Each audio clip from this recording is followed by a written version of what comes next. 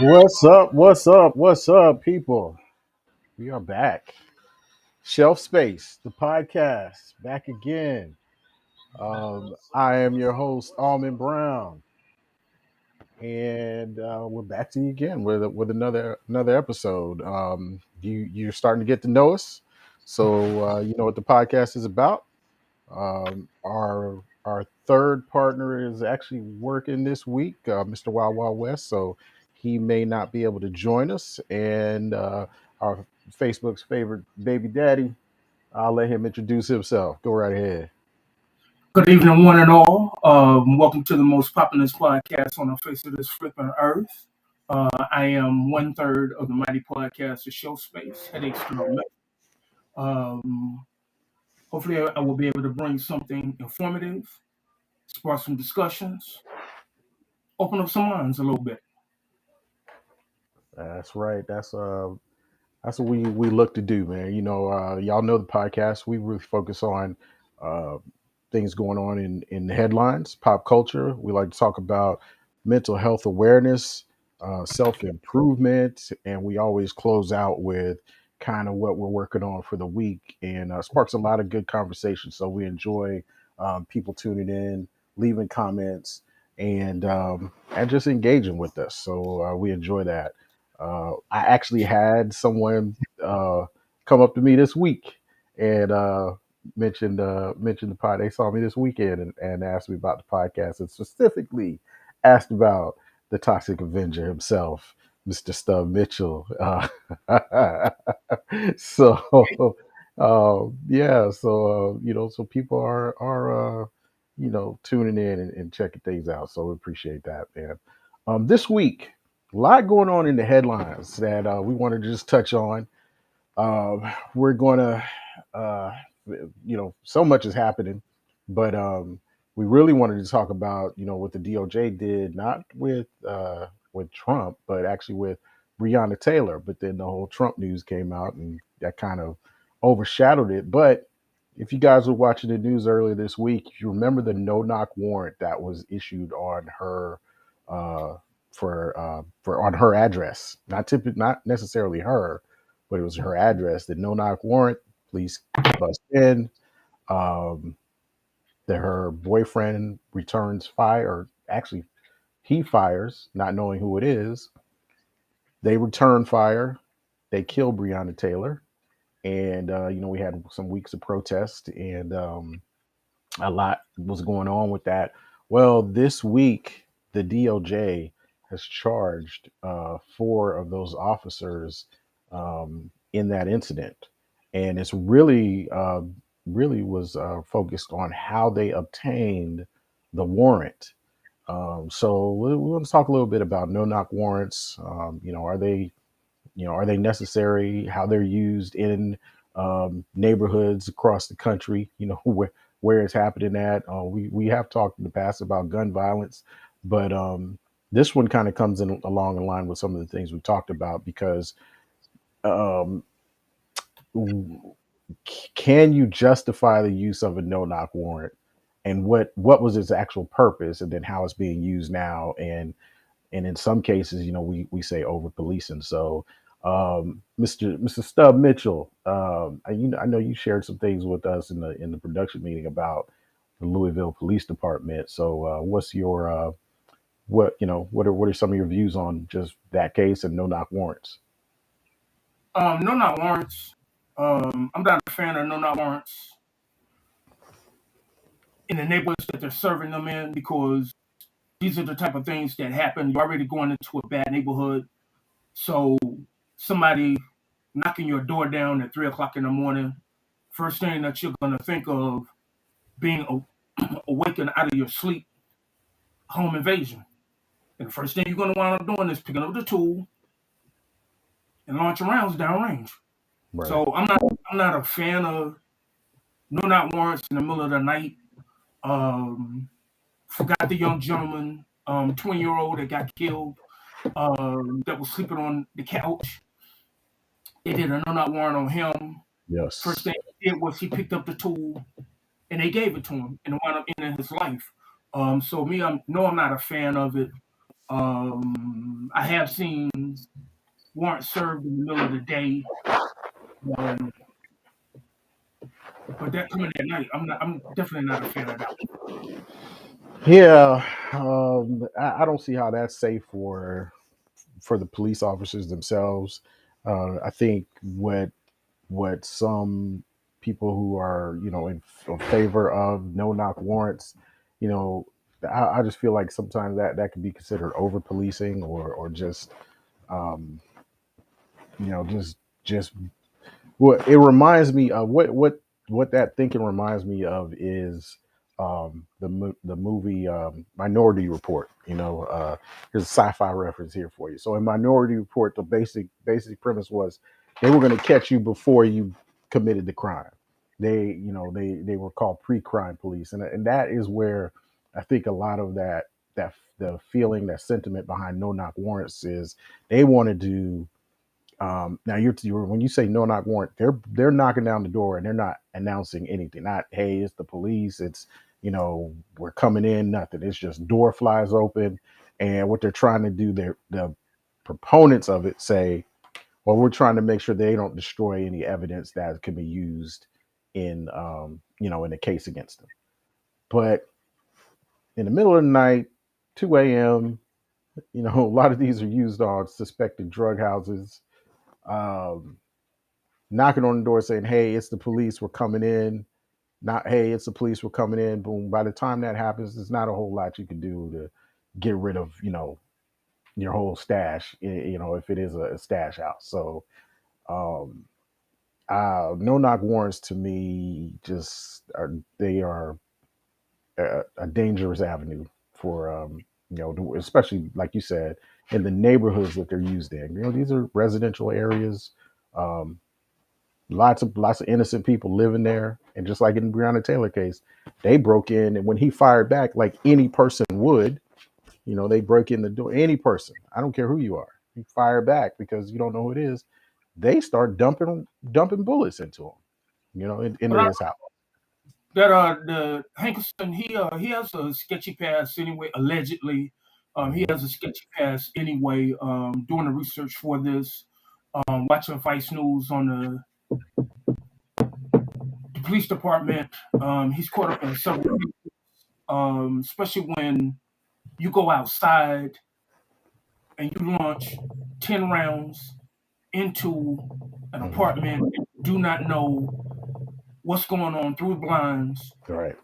And that's one of the four safety rules is to know to identify your target and to know what's behind it as well too, for situational awareness, and not just recklessly launching rounds um, on a suspected target and you don't know what's there. But you go outside and you actually launch 10 rounds into the window, and then these bullets also travel into the apartments that's going behind them, and could have possibly killed innocent victims.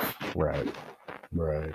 And so, my thing, where is the concern for the innocent life that is like in the apartment next to you, the apartment below them? Um, and that's why people are in the street saying, uh, protesting these things, because they do act like certain lives don't matter over others. That's the only way that I could really interpret the way that happens is, how do you know there aren't children in that apartment? um so the actions that night were definitely investigated, but what was the attorney general of uh was that Cameron, Kentucky? Yeah. Cameron, Yep. He doesn't bring any charges against him, so it's on the DOJ to do something. They do charges, but they go after him. And I don't doesn't matter what they're charged with. I feel like they need to be held accountable. But he goes after the fact that they illegally, or they use false information to obtain the no knock warrant, to get the judge to sign off on this no knock warrant. So one of the officers that they really looked hard at was, his last name is, I forget, is James. He tells them that she's receiving packages at the house for the boyfriend, or the ex-boyfriend who's involved in drugs. And that's how he basically presents that information. Says that's how he gets the no-knock warrant. Well, when all of the uh, trouble hits the fan, now he's moonwalking. Yeah, well, I got that information from another officer, and so he's the one that told me that. And first he said he had confirmed it with the postmaster, and so then now a bunch of lies are coming out, which is unfortunate because you felt like had it just been transparent in the beginning, you wouldn't have had the so much chaos in the streets. I just think a lot of times we just be transparent in the beginning and be honest with people. Um, they're and listen. Like they're able to solve things. I think in a better way. Also, you had another warrant being served across town that SWAT was executing at the same time, and then they had to be called off of theirs in order to come over. And also, the same officer, Hankerson, is walking through the crime scene when policies you're supposed to be debriefed and taken someplace else away from the crime scene, but people still there walking around. Yeah, So it's a lot of shadiness that's going on behind this case. yeah. But Well, that um, article you shared in the production meeting. Well, there's some history there with Louisville, the police department, of just some yeah, shadiness. Yeah. Um, from them taking money from suspects. One gentleman, they suspected that he was selling marijuana at a gas station.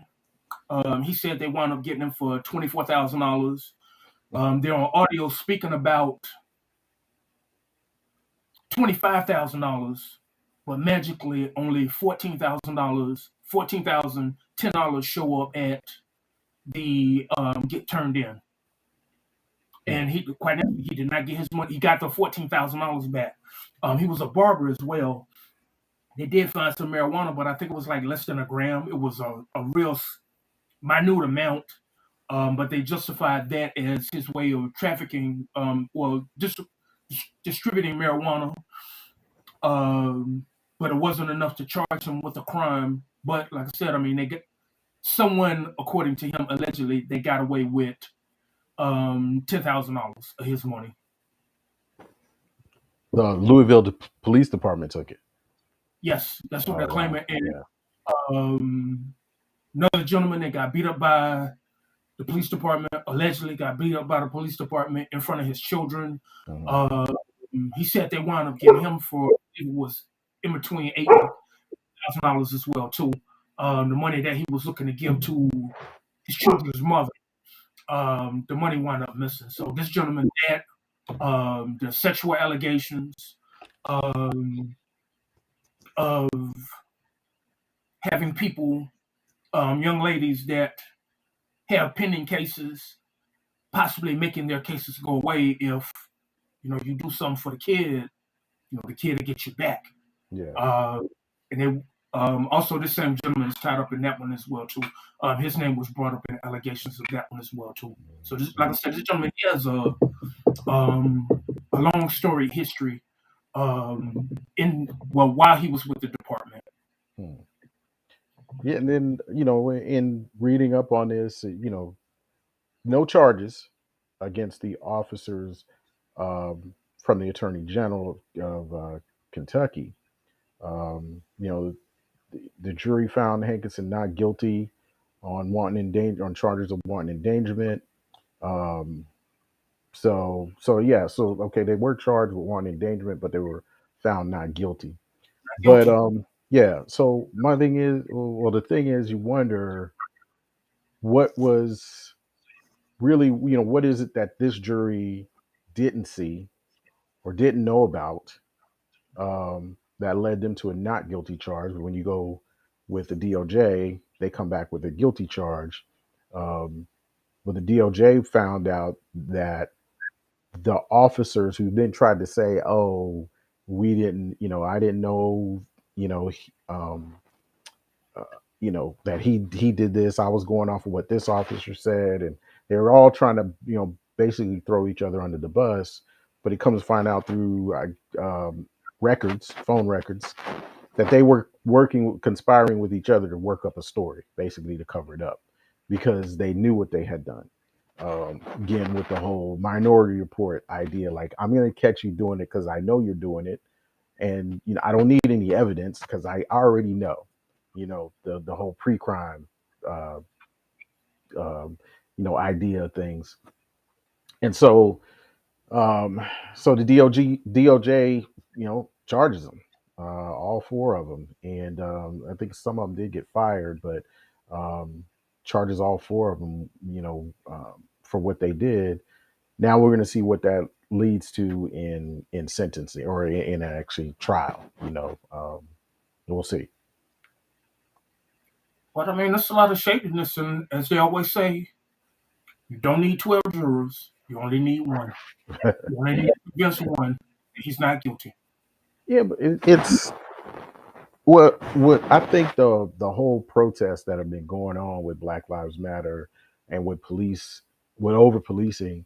The For me, the real key is, like, we've talked about this before, is accountability and transparency. So if they had made a mistake, um, just come out and say it and own up to it. We got this, an honest investigation would come back and say, look, they got this warrant illegally, and here's what we're going to do to hold them accountable. And now you don't have all the nights of protest, and people start to have some, at least some type of trust in law enforcement, and the fact that everybody can get justice. I mean, look at the the Arbery case. They weren't even, them dudes end up getting life. They would not have even been charged had that video not come out. Okay, that district Of attorney course. wasn't even going to charge them. So, to me, the biggest breach, of injustice in that case, is what the district attorney did. Where is her day? You know what I mean? Like, that's when somebody who is in charge of dispensing justice to you, and you are you know subject to them being fair or not. I mean, when someone, you find out that they haven't done it, that should be the stiffest crime. That's where you should come down hard, on people, for that, because we all depend on that. Breonna Taylor was depending on that police department to be fair and honest, and you know like Merrick Garland said, Attorney General Merrick Garland said, she should be alive today, and that's the truth. But I don't need your trust. I need your fear. I need your compliancy. When I show up, I need you to respect this badge, and respect whom it is that I am representing. So fair, I mean nothing. F your fair. I don't. We don't need to be fair. We need to go ahead and allegedly crack down on crime, be hard on crime.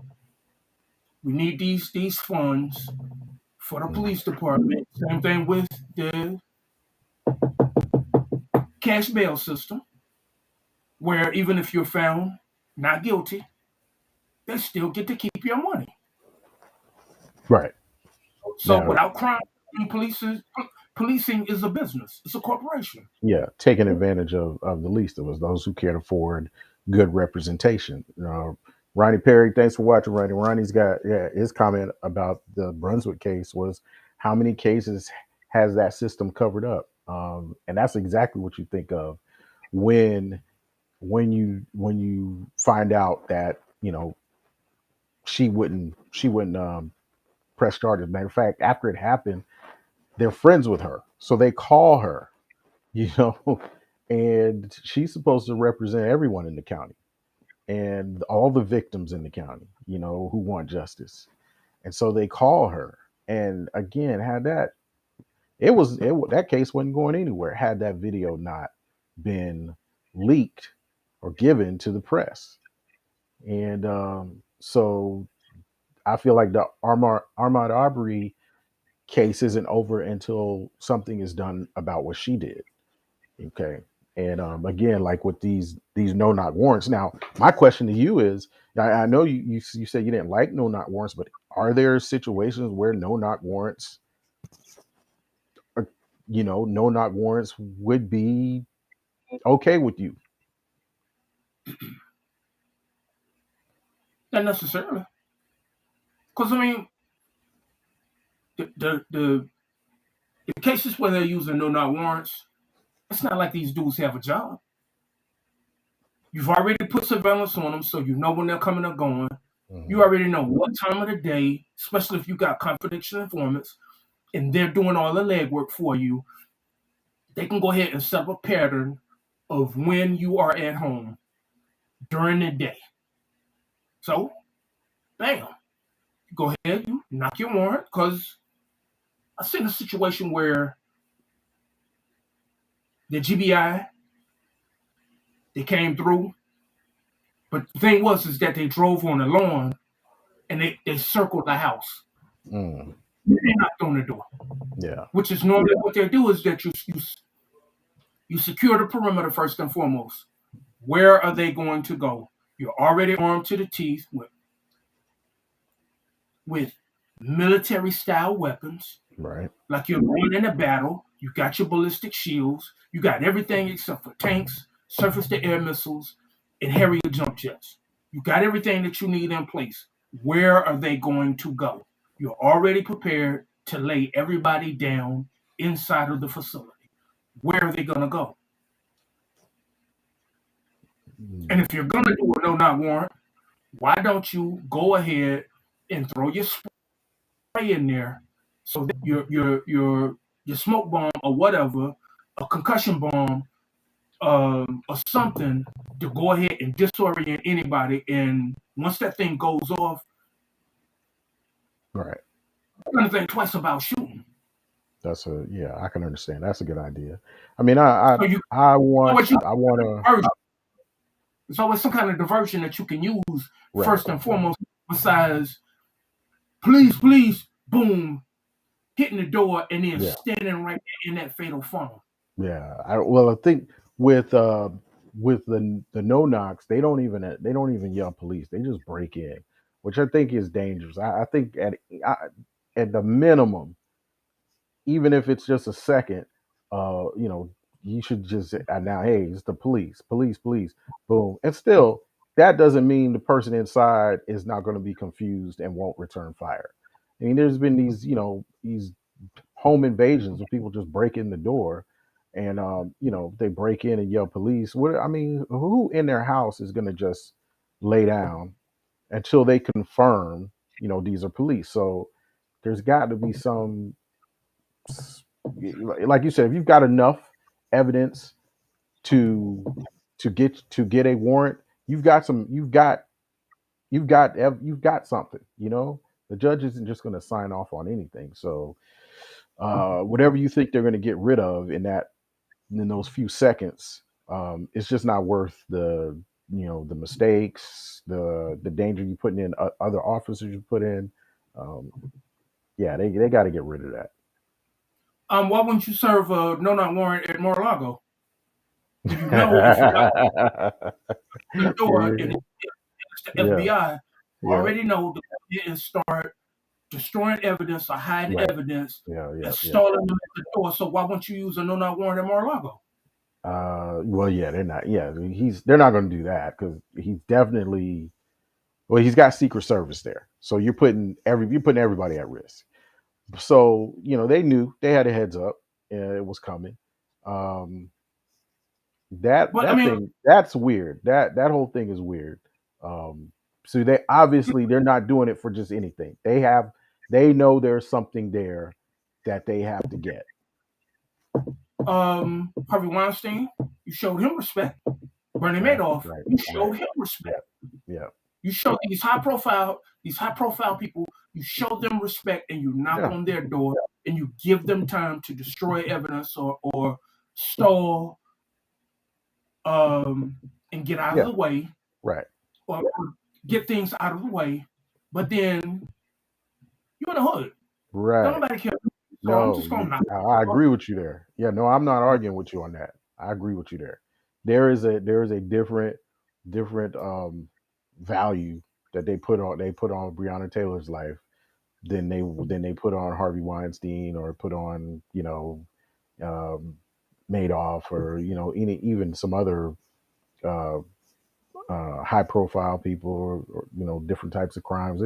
There's just they didn't value her life at all, and even after all of that came out, there was a period where they were trying to tear down her character. All of that, Or the typical things that happen when when the when the law is on the wrong side, the person that you're going after, you automatically go, okay, well, let's go after their character. You pull up their worst moments, their worst pictures, and you just start painting the picture that it's easy to start influencing people that they were dangerous. They tried that with George Floyd, and everybody that has Eric Garner, who was selling cigarettes. If the next thing you do, you bring up their record. The guy who was man, what's his name? Last name was Sterling, I think, in Louisiana, that they had him on the ground, and yeah, he was, hey, what's going on? He wasn't exactly resisting, but he was on the ground, and you just hear him, like, gun, gun, gun, and boom, shoot him. So there's a lack of respect, a lack of empathy, I think, for those guys. Remember the video we were looking at of the one that we were going back and forth about, where the guy got out of the car, he looked a little confused.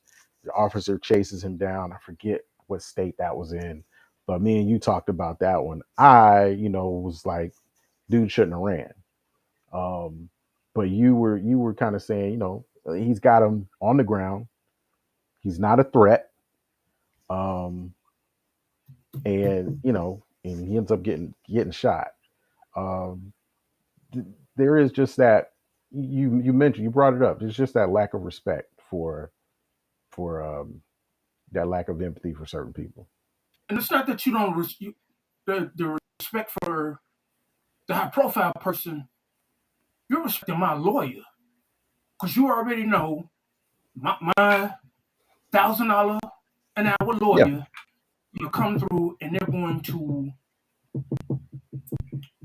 they're gonna own you. right, That's the phrase I would use. It was something right, else that I wanted to say, but they're gonna own you. I got a lawyer, so yeah, good. You better dress warm. yeah. I mean, well, that just goes to show that it's really about how much money you got, you know, and you know that's really what it comes down to. If you've got the money and you've got a little knowledge of your own rights, um, you can intimidate law enforcement at some point.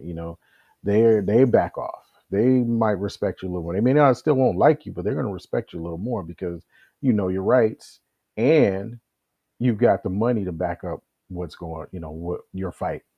Um, you know So it is a lot of times the people who are the ones who are most vulnerable are the ones that are victims of these no knock warrants, the ones who can't afford to protect themselves. Yeah, Um, um, about to get a little bit of stuff that's what I was about to do. But I can go ahead and I can save that portion. It'll all tie in together. But I mean, it is true. She should be alive today. yeah, And even with police doing no knock warrants, what's to stop citizens from obtaining these costumes and doing the same thing? right, You always with right, fake police people over. So I mean, the same yeah, thing happens. Is you potentially do the same thing, or you put people in the same position where I don't know that you are a cop, even if you claim that you are a cop. right. I can That's right. verify this in this moment. You can still Yeah, be a and that's sicko the kid. danger of it. Right. That's the danger of it. So imagine if Breonna Taylor's boyfriend had hit one of those cops, and killed him. What would have happened then? And he may not even have made it out of there. Um, so but he would have. The thing is he was in his right, and he legally owned the gun. He was in his right to protect his house, and you hear him on when they're on these recorded video records, you can hear him yelling like he didn't know who they were. They just broke the door open. Of course, anybody's going to respond like that. Now, imagine had he shot and killed one of those cops. Would That was the probably whole other. wouldn't make it out of there alive. But that was the thing is that he said that he was aiming to wound, not to kill. And that's how Mm, the officer that was standing in the door, how he got shot in the leg mm, versus taking one above the waist. right. And that would, I mean, anything above the waist, they can quickly charge you with attempted murder. Mm. Man, you could just imagine how that would have went if they'd have killed him. So the only narrative of that night would have been their story, and you know, who knows what would I mean? As much as they've covered up, who knows what that story would have sounded like coming out of there? Oh, he fired off, 10 shots. We were lucky that we didn't get hit. We had to, return fire. Sounded like there were multiple guns going off. We think Brianna might have had one. We didn't recover it. Who knows what would have happened? But they already have shown the propensity to cover up the truth. So had they killed her boyfriend, we may not even be looking at charges at all from anybody.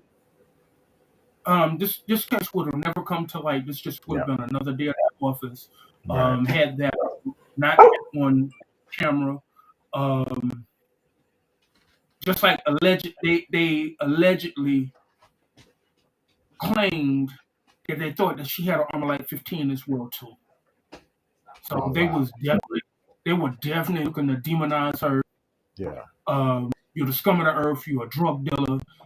Right. You are the reason why the world is in the place that it is. And if we eliminate you, we will cleanse the earth of all scum. Yeah. Yeah. Okay. All right. Well, interested on that. So with that, man, we want to transition over. So one of the things that this reminded me of with the DOJ bringing charges was, uh, even though he wasn't a celebrity, and I know while West was going to talk about top 10 or top five celebrity trials, he wasn't a celebrity, but it reminds me of the sort of the Rodney King situation. A lot of young people won't remember that, but that was really the first time that we actually somebody had videotape of an encounter, and the guy was pulled over for speeding. He's beaten, and you saw it, and it was just brutal. But no charges, and LA is on fire, and they erupt, and everything's on fire. But later, the DOJ comes back and charges those officers with violating his civil rights. So sort of the same situation there. But I mean, you have to appease the crowd. Hmm. You have to That's give what them it. something. That's what it felt like. Yeah. So we have to give you something. We got to throw you a bone in order to make it appear as if we're doing something. Right. So you come back and you charge somebody on the back end versus coming out and charging somebody on the front end. Right.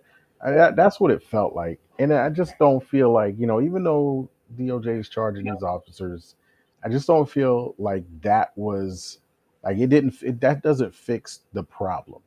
The problem is what happened there.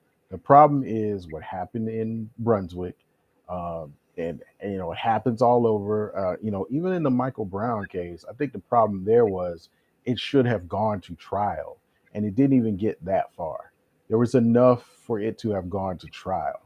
And I think what people want, people they talk about people that protest and march and whatever, and sometimes the message or the maybe sometimes there are I do believe there are opportunists who want to hijack the message for something different. But what people want is accountability. I'm accountable on my job, you're accountable on yours, everyone's accountable, except we feel like, except for law enforcement and sometimes uh, politicians and people that are in the justice system sometimes are not held accountable. That's what it feels like. So even though the DOJ is charging them, I don't feel like that is like real justice. We got to give you something to make you sleep Yeah, well at night, to appear as if we are on your side and that we are on the side of the law, not on the side of law enforcers. good. Yeah, yeah. I feel like there'll be justice when something is done at that state level, that local level. They got to fix that police department. That Louisville Police Department is all kind of issues with them, with officers. Put something in place where people can trust them again. They got to fix what happened in Brunswick. Even that lady's, she was voted. She was voted out, but something needs to happen. She needs to be held accountable for not bringing charges for that, and trying to do a favor basically for what it appeared like to be do a favor for some friends. But that's the thing, though. If you fix the system, you don't need cops anymore. Hmm. If you don't need cops anymore, how am I going to get to these monies? I'm willing to do anything for the bag, including put you in one. Hmm. Yeah. And the same Well, thing with people hollering "f the police." What happens when the police say "f you" back? yeah. Well, everyone's carrying now. So, Georgia now is Wild Wild West. So everyone's carrying. So now what? Now, That gives that gives me more of a reason to put two in your back when you're running away. Because that's the same thing with me with my style of carry. As you know, I keep two safes in my car. I keep one on the seat, and I keep running in another location in my vehicle. That's for when I'm transporting my vehicles when they are not on my body. I feel in order to keep me from being shot by the police if I get pulled over, that I must have a safe on my seat and keep my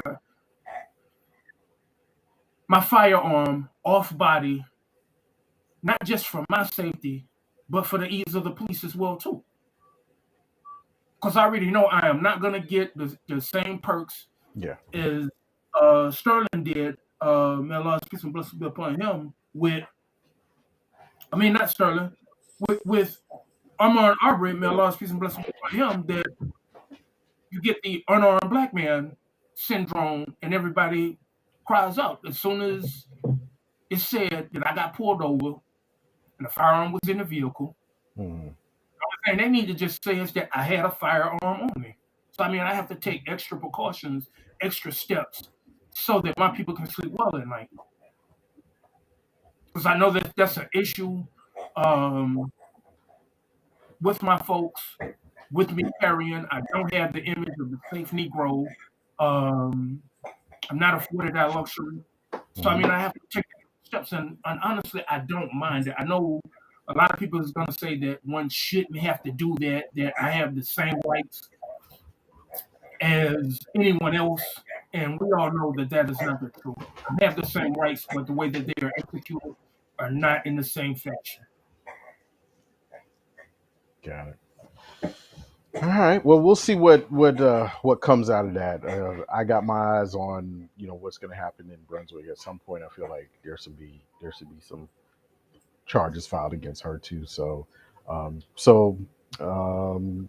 what else this week, man? I know we usually do a little recap of a really interesting show we've been following this year. That is P Valley, and it is coming to a close on this second season. And there has been a lot of controversy, lots of controversy about this show, because of the setting, because of its portrayal of homosexual relationships, but just also a culture, a lifestyle culture that some feel like it may be a little bit of a misrepresentation, or not a complete representation. So, whatever you feel about it, we've had, I think we're one more episode away from the end of the season, and you see some climactic events approaching. And I don't know for you, I know, but for me, will Keyshawn, is she going to make it out? I just feel like there's a lot of foreshadowing on her situation. Of course, Keyshawn is the Miss Mississippi, the stripper that really blew up on the internet and joined Lil Murder, the rap character on there on his tour, and um, she yeah, definitely, yeah, we are. You know what? You're right.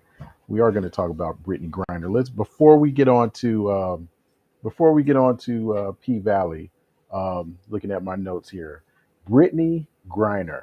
That's right, 9 years in a Russian prison.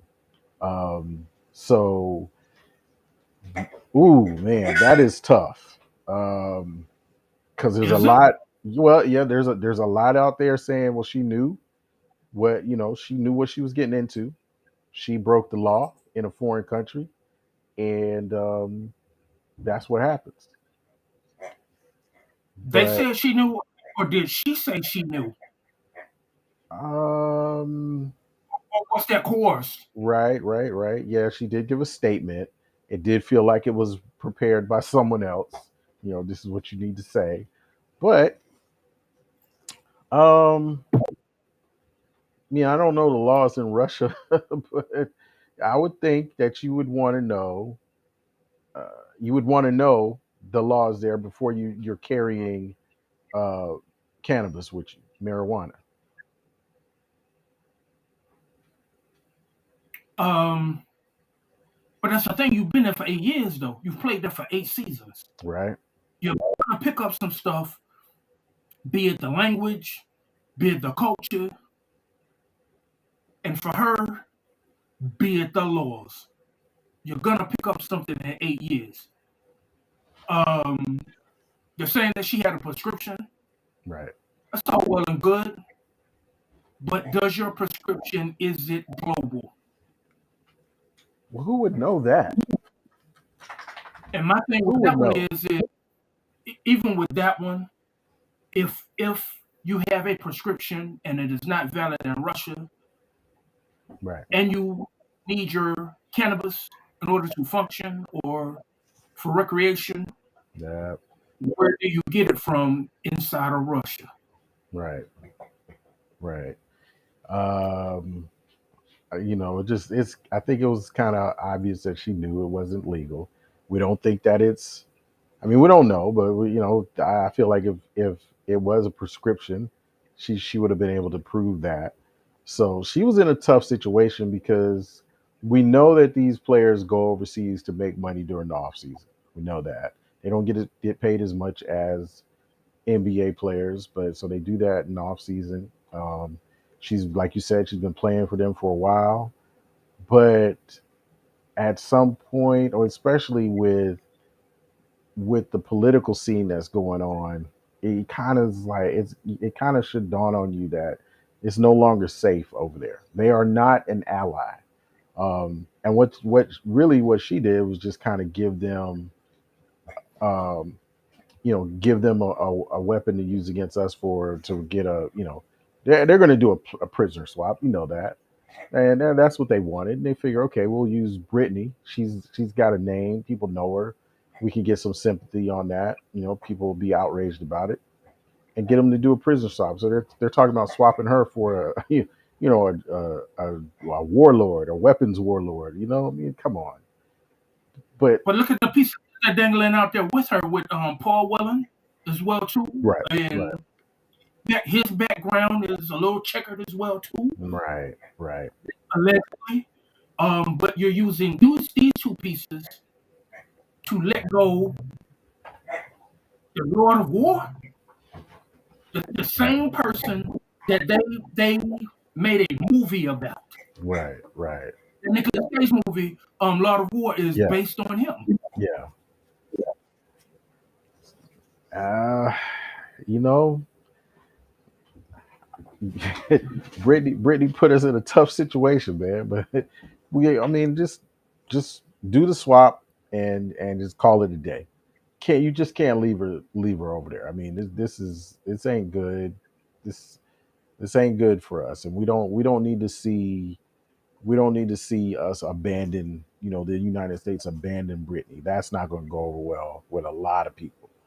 Um, they just need to do the swap. Now, when she get home, put her in a room and said, "Look, you put us in a tough situation. You shouldn't even have gone back this past season, especially with all the turmoil going on politically with them. You're a target, you know. So, and it's all right. It's all politics um, right now with that. Okay, but you know that there's two other gentlemen that volunteered to go fight with Ukraine. They got picked up as well too, and they're not part of this deal. I saw So if you one talking of about, them. Yeah. so if you're talking about, we don't need to leave her, we need to bring her back home. What about them as well too? Well, I mean, don't you think there's a little difference in that when you volunteered to go and join Ukraine in this fight? I I mean, I'm not volunteered to go over saying no, there. I no. volunteered, which is a less noble cause. I did it for money, which You is a less volunteered. noble. Wait, wait, wait. You saying you volunteered to do what now? Say it again. I volunteered to go over there to go play basketball.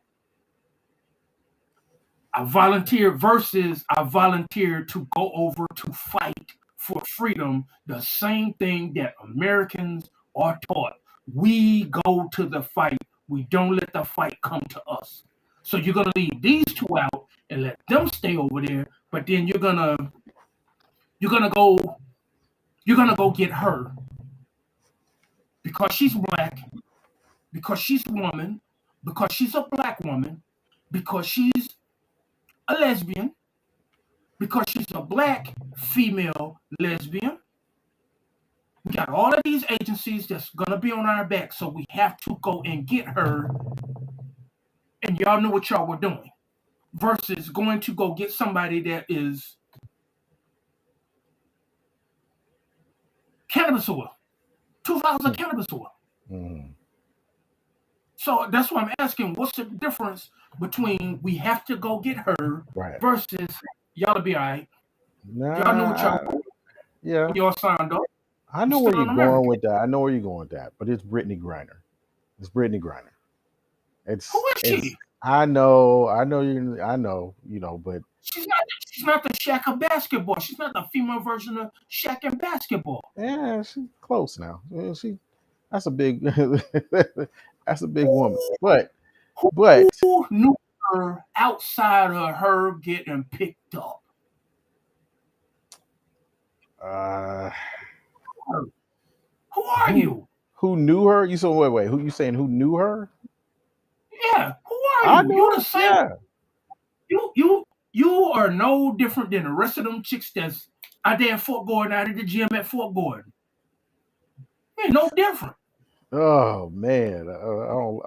Ronnie Don't have a, says she's expendable. Uh, Angie made her comment is Putin was going to get her. He invested in Ukraine as a political stunt. Yes, he did. He did. This is politics. He is using her because she's got a name.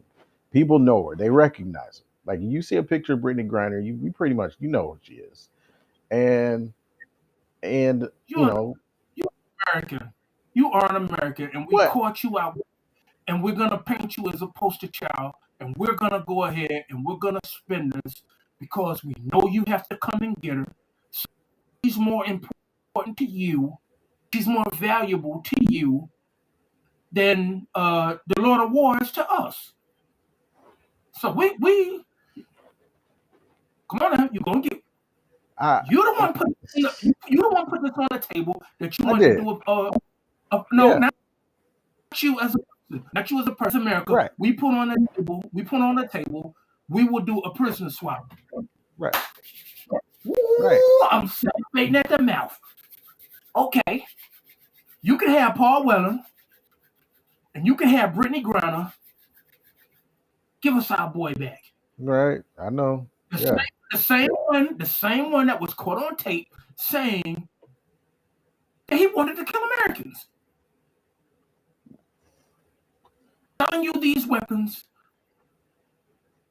in hopes, since you all have picked up a cause and that you all want to kill Americans, and I feel the same way about Americans as well too. Bam! Here you go. Here you go. All right. I understand what you're saying, but we can't leave Brittany Griner sitting. You can't. You just can't. Yeah, they As know per what it put us in a bad it's put us in a bad situation. They know what they're doing. This is too high profile. And Ronnie said you never heard of him before. I don't believe that. Ronnie, I know you heard of Brittany Griner, but it's put us with in him a as well bad too. situation. It put us in a bad situation because we can't let the optics are bad if you let her sit there, right? And act like, okay, well, we can't get her, she knew better. The optics are bad. It's bad, man. Is, It's a tough spot for us, the US. is is it? It Because you know where is. I'm getting ready to go with this. You know exactly where I'm getting ready to go with this. I'm getting ready to bring your girl into this. Vice President Kamala Harris.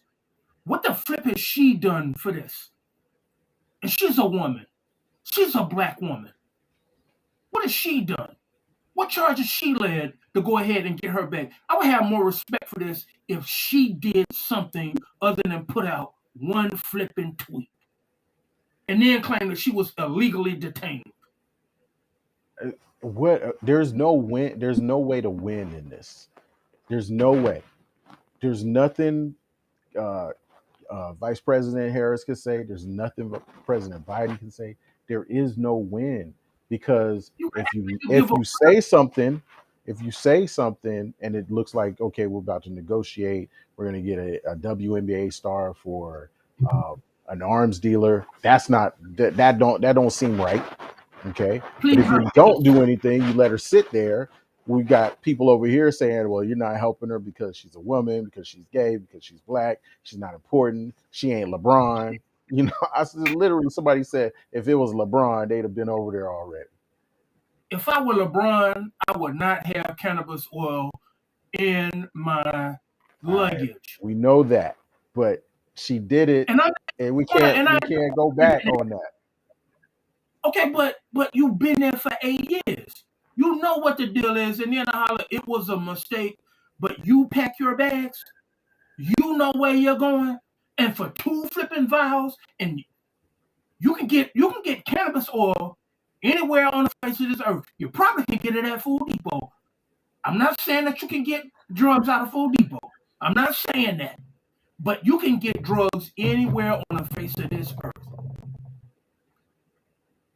Right. Traveling, traveling with that is the same thing. I'm just as critical on dudes that get caught going to go pick up weed from their weed dealer, get pulled over, and get charged.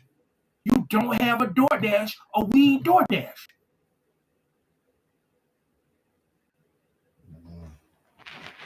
You transporting this stuff and you run the risk of getting caught. Same thing as if when I go to the gun store to go pick up my gun, I have to make sure that my stuff is locked up. I don't like riding around with it in the case, even though it's empty, because as soon as I get pulled over and they see a Glock box sitting on my seat, they're gonna give it to me. Mhm. So I have to take extra steps to ensure that I am still here tomorrow. Same thing with her. So That's you're why I'm saying, critical. well, let me get this clear. So you're just good with just letting her sit in jail. My whole thing behind all of this one, and I'm not ducking your question. What happens when she gets back? Does she finish her 9 years here, or do you go ahead and let her go scot free? with a slap on the wrist with the you knew what you knew you weren't supposed to do this. What happens then? Same thing with Paul West. He finished the rest of his 16-year conviction in jail, and then what kind of message do you send to people that's been locked up here for suspected weed? What do you do with them? What message do you send to them? That I got to go out here and that I got to turn into a flipping Joanna man and go out here and dunk on people in order for you to go ahead and drop my charges? That's what we doing here. Look, I'm not saying none of it is fair. None of it is fair. But Brittany just that is not what you talked about just a few moments ago. That we have to be fair. We have to be transparent.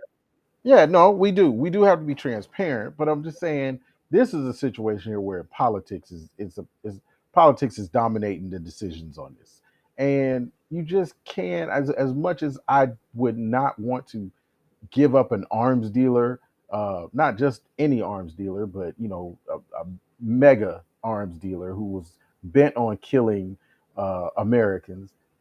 Just you don't want to give him up, but it, the politics of it, the optics of it, of Brittany Griner. I mean, she put us in a tough spot. They got video cameras on her sitting behind bars. She holding up signs. I mean, they're playing it. They're playing it up, and I, it ain't. It's not going to. It's not going to look. It's not going to. It's not going to do well for. I think the spirit of us here if we don't do something about her and get Brittany Griner out of there. It's just not.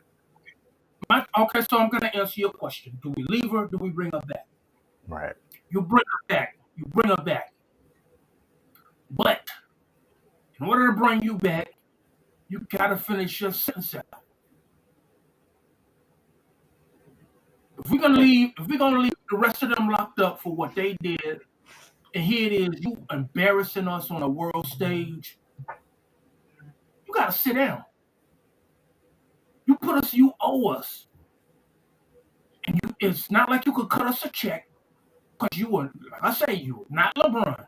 So you cannot cut us a check for the resources that it cost us to go ahead and do these things to get you back. You cannot cut us a check.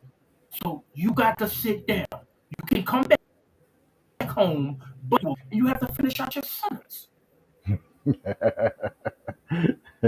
Ronnie said, if Almond or Headache was in Brittany's position, what do you think America would do? Well, we'd be sitting there for the full 9 years, right over there in that Russian jail. Same reason why Paul Whelan is still sitting there with a Right. 16-year conviction. They didn't give a Right. flip about him. They left him. Just like the same dudes from Alabama, and two guys from Alabama, they leaving them there. But because she's a woman, and we don't want to look like the Me Too movement, Right. we gotta go. So this is more about her being a woman than it is her being black, being a black woman, being a lesbian. It's bigger than that. Mm-hmm. I don't know, man. I want to say hello to Renita Crawford, who was watching. Thank you for tuning in. Definitely leave some comments out, but comments in the chat. But here's what I'm saying. Uncle Cliff. Uncle Cliff. Would they go get Uncle Cliff? Would they go get Uncle? No, of course not. Of course not. No. Of course not. Okay, so what's the difference? Well, what I'm saying, this is what I'm saying. This is what I'm saying. We're talking about the gay. We're talking about the gay character, Uncle Clifford. If he were there, would you go get him? No, he's not a celebrity. He's not.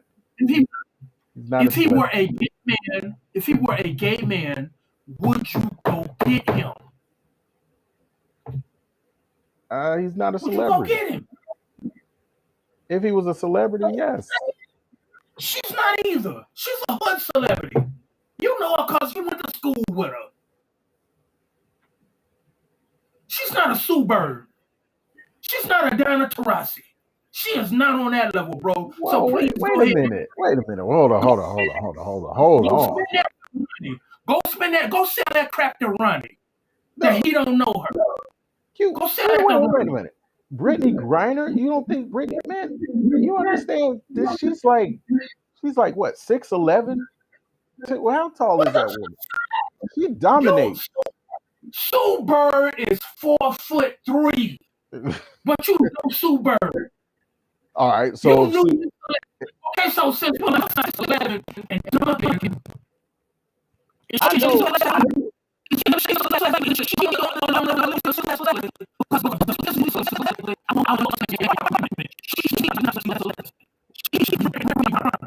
Well, hold on.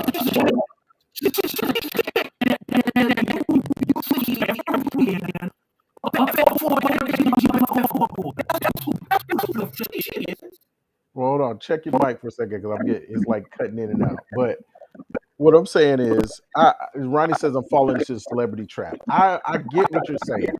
I understand it. She's a celebrity. I'm falling into that trap. The Putin is being smart because he can use her because she has a name. Don't discount Brittany Griner and what she's done. She is a huge part of the WNBA. She is well known. She's a dominant force in the WNBA. Okay, and she put us in a bad spot by going over there and messing up. But you can't listen now. Come back to the mic. You can't just leave her there. You can't. You can't. We've got to be working on something to get her back. We have to. It's a bad look. That's what I said. Go get her. I'm cool with going go get her. Go get her. But what do you do with her when she get back? What kind of message you send to people? I gotta be a lesbian in order to go ahead and get the same rights that she has. To get out of jail free pass. I gotta do that. I gotta dribble the ball. I gotta dunk on people. I gotta do that in order for me to get my 5-year conviction thrown out the window. So I can go home to my people.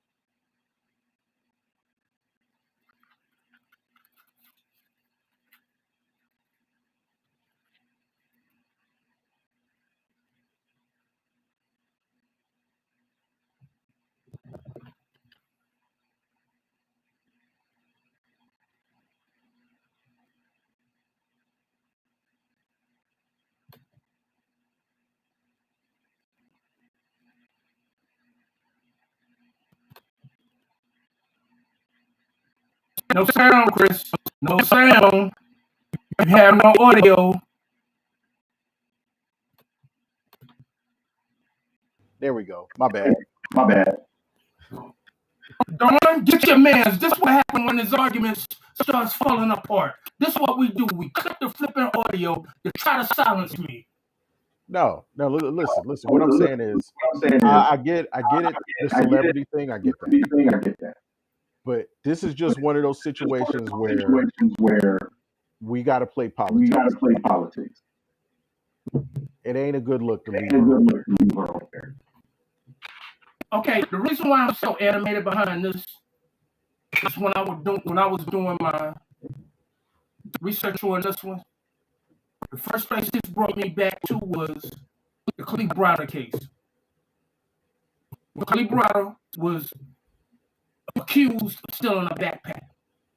He wanted to spend 1,100 days locked up, over 3 years locked up. 700 of those days he spent in solitary confinement.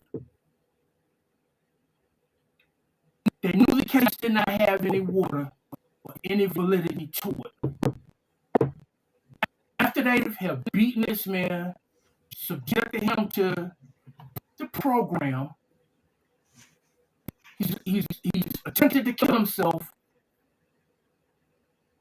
a couple of times in jail, only to be given a Metro card, go to flip home. That's why I'm animated behind this one. Listen, it's not fair. I get it. It's not fair, but when you get involved in politics, and especially this international stuff, man, there's a game you got to play. There's because look, if there's no win for the U.S. now, you leave her sitting over there domestically, people are going to be upset. People are going to be, oh, you don't care about her. She's black. You don't care about she's a woman. You don't care about she's gay. It's never going to end.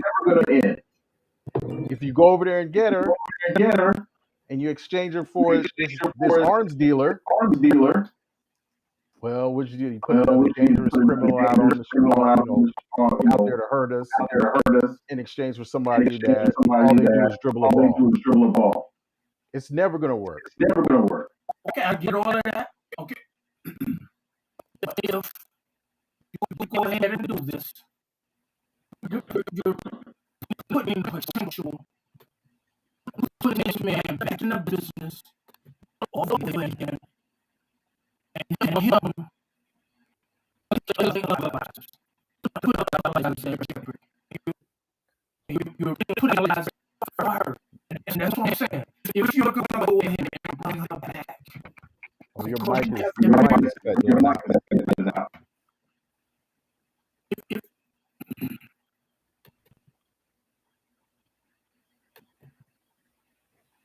Now, but Renita says she'll be home soon. Putin is. This is what I'm saying. Putin is leveraging her to get what he wants. Absolutely, 100. I agree with you 100%. She's gonna be home. They don't. There's no value in really locking her up, but there's value in locking her up and putting her on camera, getting sympathy for that. That's Renita's absolutely right. It's all about leverage, and we don't have any. We don't have any. There's no win for us because her sitting there is a bad look, and us giving up an arms dealer for her is a bad look. There's no win, so we might as well just do. You're not going to win either way. Might as well just bring her home. Figure something out, bring her home. yeah, but that's my thing is, I'm cool with you going to go get her. Go get her. Bring her home. But what message are you sending other people? And the reason Harris, she was big on this. She was big on locking people up behind weed. She made her Right. on that. We know, but times are changing, man. Okay, and I get all of that. But in order for you to make some sort of change and to save face, why aren't you leading the charge? Instead of letting everybody else do it and you come through with one single tweet. What the flip has she done, period? Right. I already know that she can't go over there because deal with women in politics. Get all of that. But you can still do something behind the scenes. You can pull some strings. You can be verbal behind this of please bring her home. Versus it's a sad situation that we have an American locked up that was illegally detained and locked up. And that's it. Right. I feel like she is doing something, behind. I would hope so. She is, but just know there is no win in this situation. So just the quicker you can get her home, the better. You're not going to win this. So with that, what you got now? I mean, I don't want to get off this if you're not done. Go but ahead. Okay. Okay. We're going. We're still going. All right. I'm just saying. Do you want to play Brad Pitt with "What's in the box? What's in the box"? This is not Seven, homeboy. Yeah. What's in the box? All right. Well, we can move on to what's in the box. We can go on that before we get into the P Valley review. We'll still keep going because this is related to P Valley. Okay. All right. Let's go home. So now we're going to transition over to P Valley, and again, if you guys have been the very very controversial show that's on Stars, don't really go into the plot. If you've seen any of the trailers on it, you know what it's about.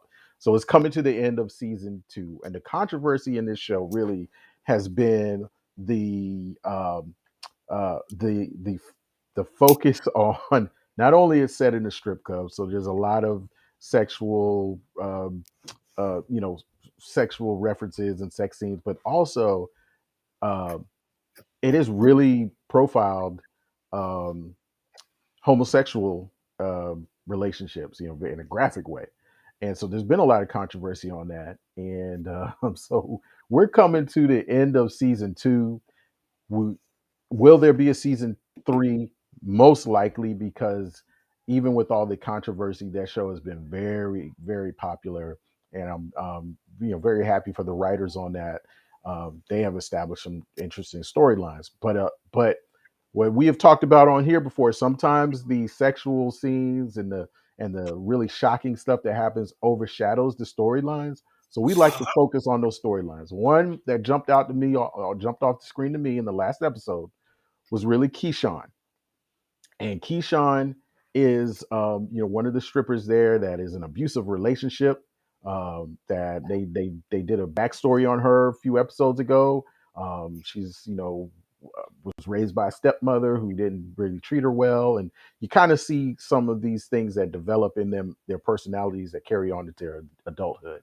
But her thing is, can she get out of the strip club? She wants to get out of there, get off the pole, so to speak, and get away from this abusive man. And she's plotting her departure. But they are foreshadowing really heavy on that, and I don't think she gets out. And we'll see. Everything kind of is going to come to a head, I think, in this next episode, which is the season ender. So, so you got that going on. So, what did you pull out from this past episode? She'll get out. But just like the old saying goes, just when I thought I was out, they pulled me right back in. She has to Yeah, get pulled back in. This is not the death of her character, so she's gonna make it out. Or she'll make it as far as the airport, yeah. and she's gonna get pulled back in.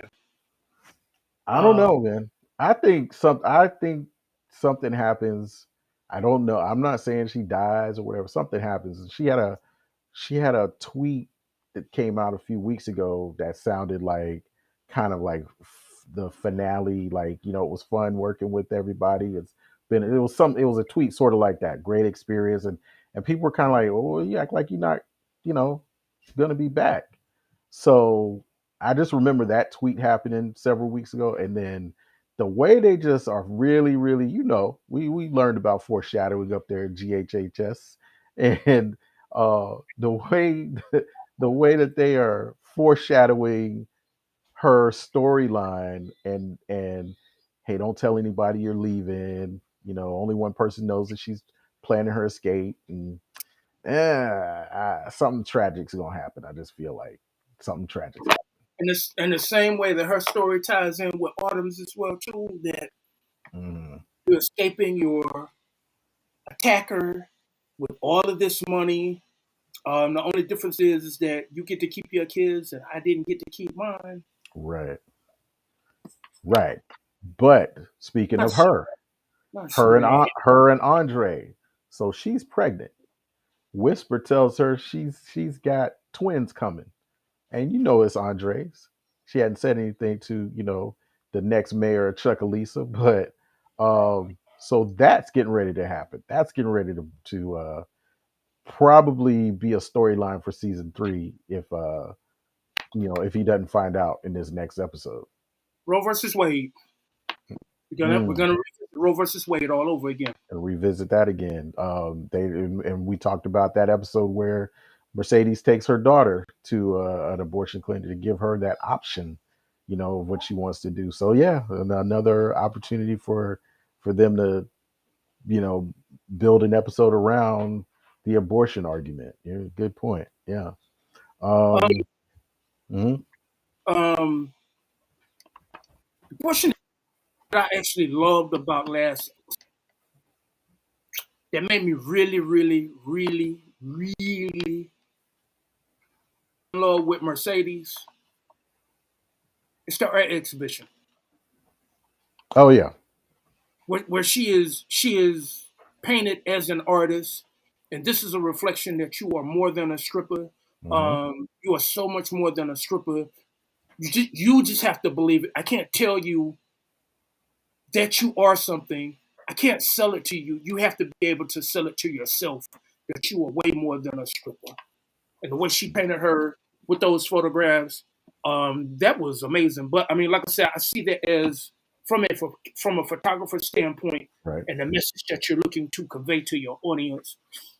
But to actually listen to the things that people were saying in the background, I think it's tying into her injury Hmm. because several people kept saying she is so strong, she is so strong. That kept being reverberated over and over again. Yeah, I You know, like her what you down was just said about her storyline. When we a lot of times when we talk get into mental health, on the show, we really do talk about your how we ask people how they perceive themselves, or how what is your vision of yourself. And so you brought up that point with Mercedes, who and then a lot of characters in there were, their mothers. A lot of times it was their mothers or their stepmoms or somebody in their life who impressed upon them the image of themselves that they now carry with them and in adulthood, of who they think they are and what their self-worth is. And you just mentioned that about Mercedes, who only saw herself um as a business transaction. A lot of times, just this is what I do. She even talks about it in that episode, like I should have been out of here. I should have been done with this place. I'm too old for the pole. But like you said, she only saw herself as, a stripper, a business transaction person, and everything she did was transactional. And now she's really faced with, I can't do this anymore. Where is my self worth? Where is my self worth? And in that art exhibition, when she sees herself, you see it on her face. She actually sees herself differently. um, just like when the last episode when she ran into dude when she was running with her dog, Mhm. and how he pressed on her, and then when she went to be his voice of reasoning and keep him from going back to jail after he had just gotten out, Right. with the shooting and whatnot, and then he pressed her as a sex worker. Right. That's all that you are. And then it tied back into Lil Murder, where he was sitting there and he wanted her to listen to his music. And he's Hmm. sitting there saying that, you got my leg jumping, like how your booty be jumping. And how she took that offensive as well, too. But she has to believe that she is something much more than a stripper. And that's the thing that I love about her. It's out of all those characters, you could take her outside. Man, let me tell you something. You just brought up a scene, and I see you caught it. That scene right there, when they're in that room and they're talking, and he's like, "Yeah, he got my leg jumping, like you." And she's like, "Whatever, whatever." And then he says, "I want to get your opinion on something. I want you to get your thoughts on something." And she's like, "Whatever, boy. I'm too much for you. I'll hurt you." Whatever her response was. And he was like, "No, that's not what I was asking." He said, "I want you to listen to my music and give me your opinion on it." And that caught her off guard, because you're right. He looked at her as a valued opinion on, I want you to judge my art. I'm not looking at you as a sex worker, as what, physically what pleasure you can give me. I actually respect your own opinion. That caught her off guard. And then I You see that you caught that. Yeah, I see that you caught that. Yeah, yeah, yeah, yeah. Yeah, the writers on this show are real clever. Again, the gay sex scenes are, oh, come on, man. The gay sex scenes throw everybody off, but the things that they do with the writing is incredible. Okay, I see you got them. I see the Air Flight 95s. I see it. I see it. Zoom Flight 95. and you know these are in Nav colors. Oh man. Ah, You see that green in there. You I see do that see blue that. in I do see that. I do. I do see that. All right, where'd you And, get those? and these ain't from eBay, home. No, you didn't get them. You didn't get them These ain't from off Nike. eBay. These ain't off eBay. These brand spanking new Christmas that just came out last week. And my man hit me up. Mm, My man hit me up. He was like, I know your boy. I know your boy. He got them that Zoom Flight 95. That's his grail. yeah. Tell your man stay out. They just came out last week. Oh, where though? They're not on Nike.com. Sneaker Politics got them. Okay. All right. All right. Sneaker Politics got Yeah. them. Yeah. That's one of the top basketball shoes ever made. Angie said she's gonna have to watch P Valley. Oh, now listen. I want to give you a warning. Be Yeah, it's not for everybody. Just want to give you a warning. Um, but I will say that outside of the the very graphic sex scenes, there is some very profound writing that's going on here, and it's just interesting to see that.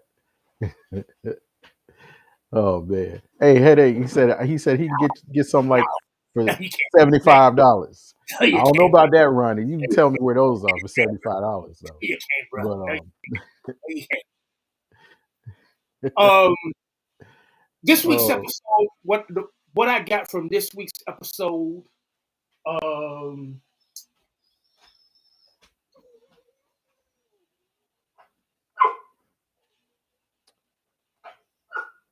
surrender. Renita, That's the word I'm looking for. Surrender.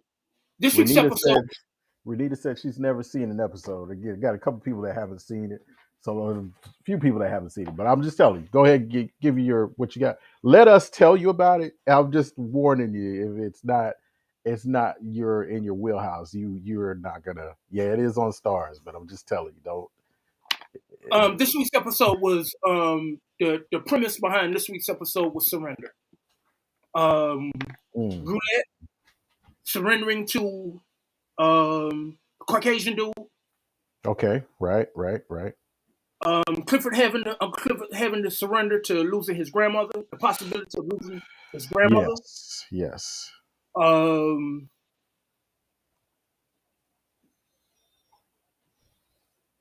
Mercedes surrendering to she's not what she used to be, Right. Yeah. and having to find a transition. Farrah surrendering to her desire for Mercedes. Mm-hmm. So it's a lot of surrendering to this. Um, Little Murder having to eventually he has to surrender as well too, in order for him to actually come into total evolvement. In order for Right. him to evolve fully, he has to surrender as well too. Right. It's a different Um, episode than The Wire. It's on par, and I'm glad she brought up The Wire because I asked one of my coworkers, "What's the difference between Omar from The Wire that everybody knew what he had going on versus Lil Murder in the shadows and people suspected?" and Angie's asking, should she watch episode one first? uh, Yes, yeah. this, this I is a slow mean, walk down a mountain to actually bring you up to where we are today. You can't just jump in episode 5, then go back to 1, then go to season 2. You can't bounce through it. So this is a natural progression that leads. One jar is pointing to the next jar, and still pointing to the next jar. So it's a gradual step right. to go through it. Just like my boy, he hadn't watched the last 2 episodes. I had to tell him. Yeah. I warned him, and I told him. I said, "This is where it's gonna start at." And I told him, I said, "This last episode, Mm. they start out with it, so you may want to go ahead and speed through the first 3 minutes and get into that conversation. But be warned." I told him they Yeah. jump off with it. Rita says like Ozark. Ozark is good. I think definitely different kinds of shows, but Ozark's got good writing on it also. Good twist. Just the premise for P Valley is just it is really just it's set in the South in Mississippi in a small town. Everything centers around this strip club, and so with that, you're going to get a lot of a lot of sexualized content, and there's a lot of homosexual content. That It's not a lot. surprisingly, It's well, not a not lot. a lot. It's not a You're lot. right. There- It's not There's a there's lot, there's a but it lot of is a shock value there, but it's not shock a whole value. lot There of you go. content. Yeah, But there you go. it's a lot of content. It's not a lot of content. It's a lot Right. of in your face shock value. There you go. Good. Yeah. There you go. There you go. But other than that, the storylines and the self healing that goes on, or the self discovery that goes on as players. Yeah, it is actually Players Club turned into a series, but a lot deeper. But there's a lot of um, man, like self healing that goes on because you see them where they work. You see how here's what they do for a living, but there's times they go back and they show their upbringing and how they were raised and some of the trauma that they went through as kids, and it helps you really. What I feel like it does, it helps you start to see people and empathize people, not knowing their backstory. Like, you know what? Because we all probably have been in that place where we've judged people who work in that type of industry as oh, you're this or you're that, or you're all about the money or but they're people. You know what I mean? So I think it does that. Helps you look at things in different light. Just understand that people have a backstory about them. So that's what I liked about it. Big Um, Bone, Big Bone. yeah. Yep. That scene with her when she was outside looking at those photographs versus all the confidence that she had when she walked in on Miss Mississippi on Keyshawn when she walked in on Keyshawn and she Mhm. was all you can't compete until the incident popped off in the club and then she kissed Diamond and she had to stand there and watch it. Right. You could kind of tell with her about not being enough because Mhm. she's very attractive. She has a body built for sin. She's way thicker than Keyshawn. Mhm. But here it is, you have to watch your man, not even your man, a man that you are having sex with, that you want something from, but no clear lines in the sand have been drawn. You have to watch him kiss her back. It would be different if she kissed him and he was just there, but he kissed her back. And she can't compete with that. Mhm. Yeah. Yeah. Look, you can come get this dog, Angie, because she won't settle down. But yeah, it That's gonna be the crazy part on how her role in this plays out when you know that this ring is tied to this man yeah. and you want something for yourself, but you have no skills. You have no skills to get this man. The only thing you do is you have a body. You have enough body to get this man to sleep with you, but you don't have enough skills in order for it to take to get this man. Mm. But I think something's gonna happen to Keyshawn. I don't think she's gonna be in season three.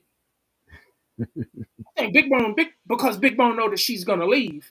I think Big Bone is gonna do something where she kind of knows because she said that the walls have ears and they have mouths too. Mhm. I think she's gonna wind up getting both of them. That she's gonna go ahead and get that ring from Diamond, and she's gonna go ahead and she's gonna leak the information that she's gonna leave to what you call them to her dude Okay. Well, yeah.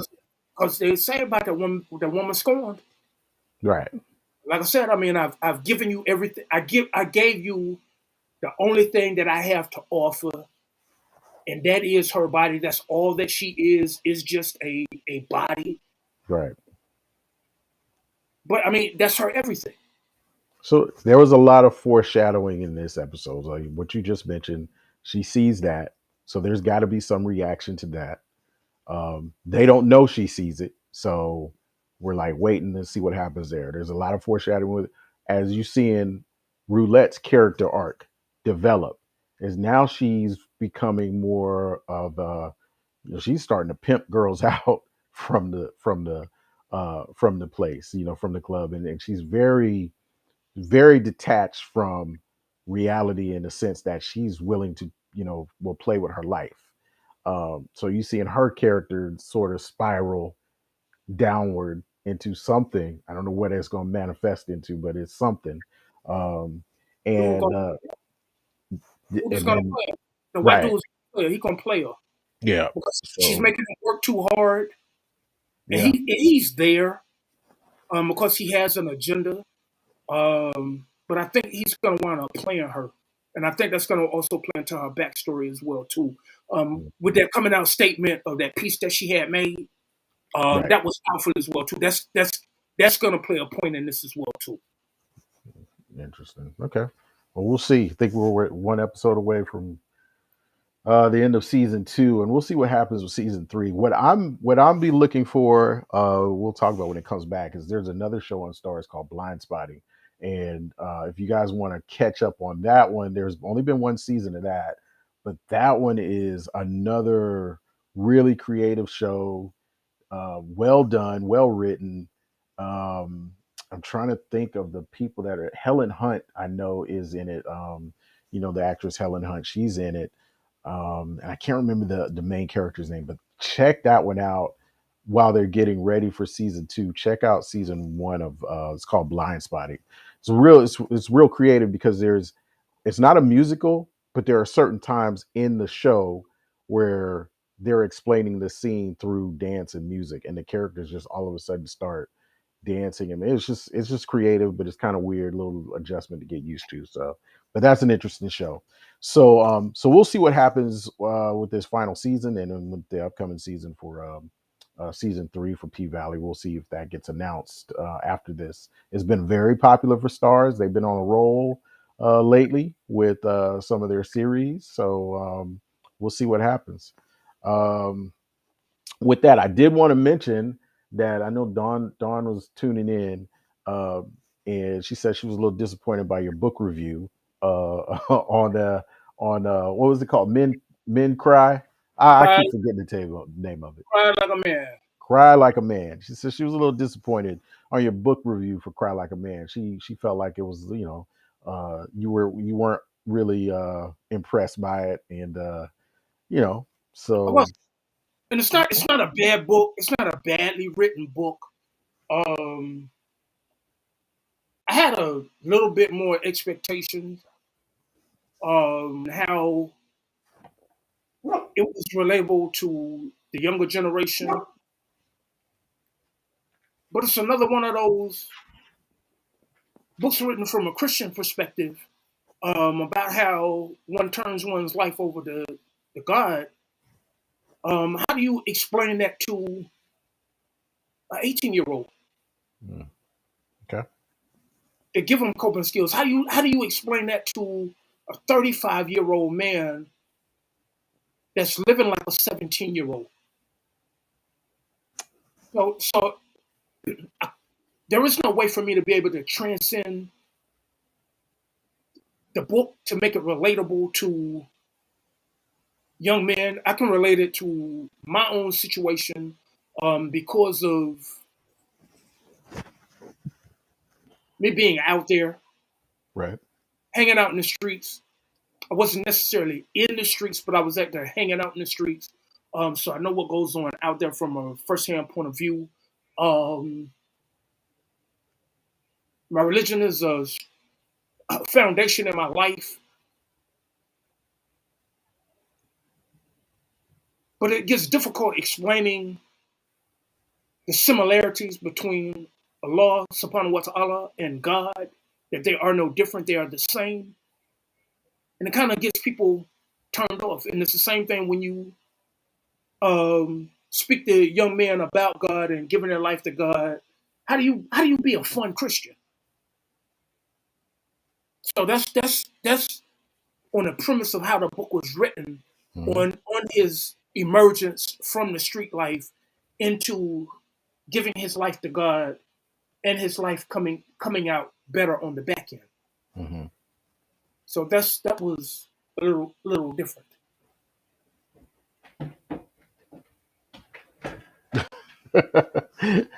Read your comments word for word because okay, all right, I will make sure to read your comments word for word because she said that was not it. All right, I'm sorry, but you can leave a comment and tell me what it what what you said, but I heard or I read that you were disappointed that he was not impressed by the book. Now, isn't that what you said last week? You said you read it, you weren't really impressed. Is that right? That's what I said tonight. Is Okay. it was okay. It was well written, but it's nothing that I can sell that's relatable to the younger generation. Okay. All right. So I get his story. It was more autobiographical than it was day to day coping skills. Okay. So you That's that's so that's what where you're it was. so when you're talking about today's generation, you're talking about sharing coping skills with them. You're talking Yes, about finding a way to make it relatable so that they have coping skills. Um yes. Because okay. I mean, that's the thing about turning your life over to God. It's kind of like you have to make a decision on if I want to have fun or if I want to serve God. And to get these young men to understand that you can still have a strong relationship with God and still have fun at the same time, that's a difficult pill to sell to get them to actually swallow it. Man, I don't know, man. Maybe you're creating a problem where before it happens. I mean, I'm not. I mean, as a young man, did you really go to church to find out how can I have fun and be a Christian at the same time? I mean, I wasn't really Now, I mean, that. I wasn't in the church like that. Mhm. My story of how I was converted, how I changed teams from Christianity to Islam, um, was actually solidified sitting in church. Um, I was looking for God. Mhm. I could not see Him And there. most of us do, right? Could not see Him there. And when I took the Shahada, when I took my Shahada, and when I read the opening verse of the Quran, I mean that was it. It was exactly what I was looking for. So I mean, I don't say that Christianity does not have its truths in it because it does. Um, and there are so many similarities. There are more similarities between Christianity and Islam than there are differences. Right. You see the comment that just popped up here from Miss Dawn. She said he said disappointed.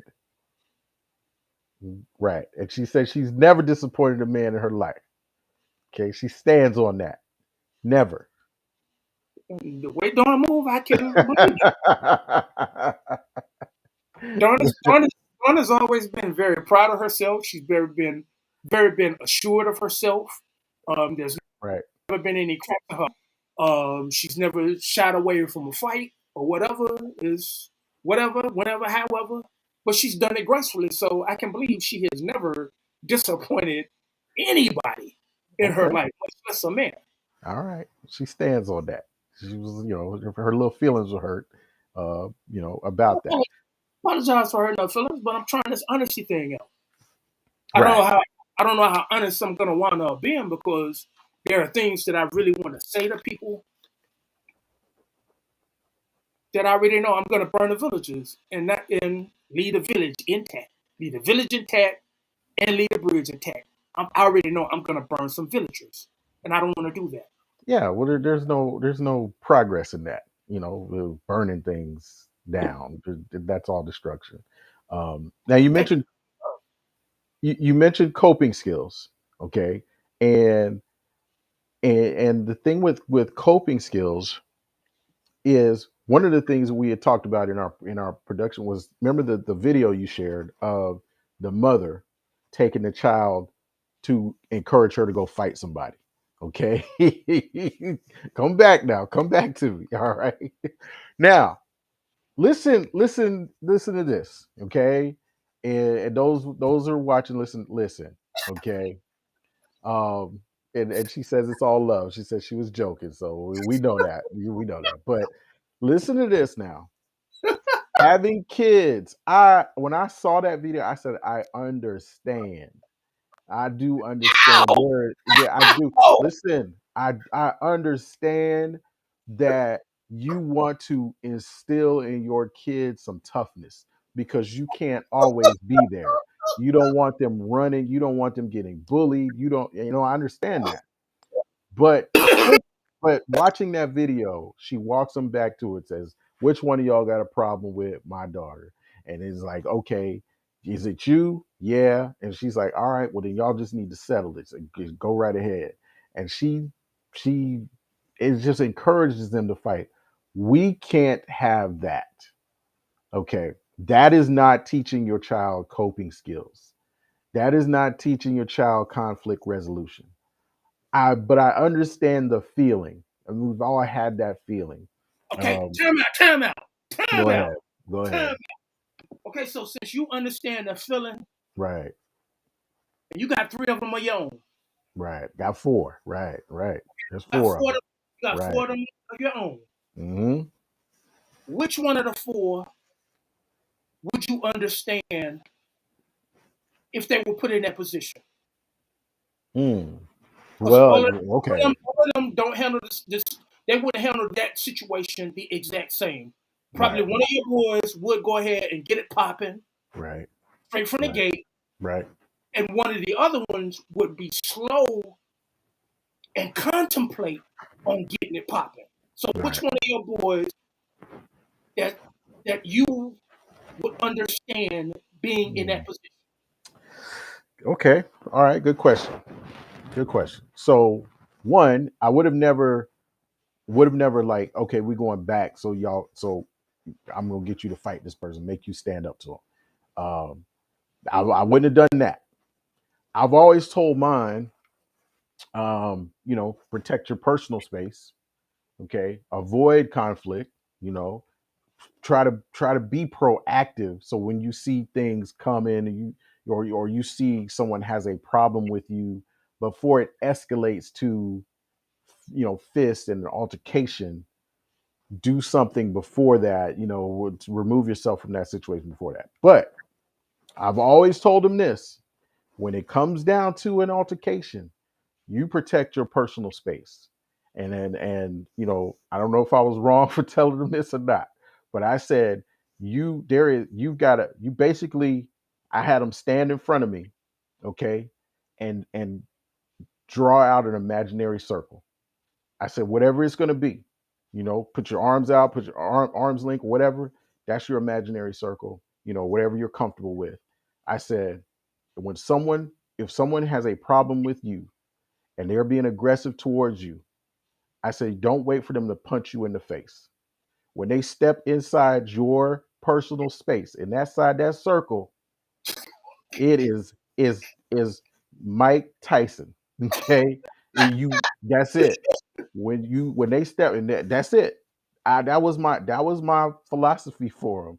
Because one of the things I was looking up, some trying to read some articles about that, and everything I was reading, was from these, like, psychologists and everything. I was like, man, you gonna have these kids get knocked out with some of this advice that they were trying to give them. And you've got to protect your, especially nowadays, you've got to protect your personal space. So all of the conflict resolution that you need to learn is the stuff that would happen before it becomes an altercation. That's what you need to teach them. And walking a kid up to another kid and saying, okay, you two need to fight, that ain't that's not conflict resolution. Because I mean, That's damaging. both of those girls, you could tell they really didn't want to fight. Because if they really wanted to, it That's would have right. done all Yep. of that. But then you got your moms with the y'all just need to go ahead and duke it out. Yep. Yep. No, you're absolutely right. Or for y'all take one of these batteries and put it in your back, and then y'all get it on and popping out here. That's what it was. That's all it was. Moms was just handing out batteries. She had two batteries. She put it Hmm. in both of those girls' backs, and then bam, now you got to go at it. Yeah, she did. Versus how we used to do it back in the day is if you got a problem with somebody's child, you as a parent, you took your child to that person's house and you spoke with their parent. Yeah, But nowadays you can't do that that was because embarrassing though. you can't say anything, but you needed that embarrassment. But nowadays you can't say anything about another person's child. Whether they are dead, wrong, on camera, you still can't say anything bad about somebody's child. Well, no, you can't. Because if those But girls wanted to fight, they would have went out there doing that chicken dance. Where they that shoulder to shoulder, going around in a circle, looking right, like two chickens with their necks stuck out. They really would have did something, but those girls really didn't want to fight, and you provoked the situation. she did. She did. She did. And then, and it's unfortunate. I don't want to make light of it, but one of the girls in there was, she was ready to get it on. She was like, Oh yeah, okay. She was like, okay. But listen, that just goes to show there's there's some teaching that needs to be done. You can't see that stuff leads us to that cycle of getting caught up in the judicial system, and you having things go on your record, and it affects you. And then as you become an adult, as we talked about in these ladies in P Valley, you carry that stuff into adulthood, and it just turns into bigger problems. You're not going to bully your way through life, and every problem you have, the majority of them are not going to be solved by no problem. I don't think ever was solved by a fight, anyways. It's just not. You know, nothing's solved by a fight. It's not like, oh, you beat me up and it's over. That I'm ain't I'm happening. I'm not a fan of physical confrontation because you put somebody in a position that even if you win, it's never over. Right. You still gonna have to fight them. The only resolution behind a fight these days is somebody has to get eliminated. Period, and that should never happen. Hmm.